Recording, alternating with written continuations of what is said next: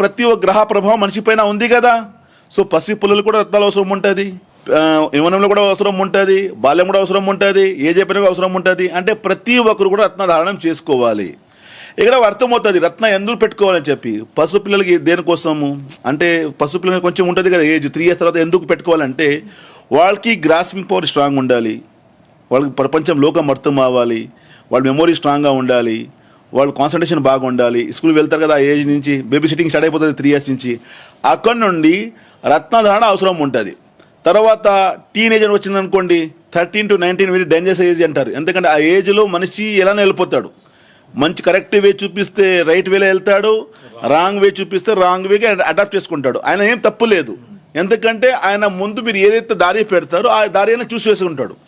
అందుకే టీనేజ్లో కూడాను కాన్సన్ట్రేషన్ కోసము, కామ్నెస్ కోసము అండ్ మెమొరీ స్ట్రాంగ్ ఉండేదానికి, డెవలప్మెంట్ కోసము, మా ఎనర్జీస్ బ్యాలెన్సింగ్ కోసం అవసరం ఉంటుంది.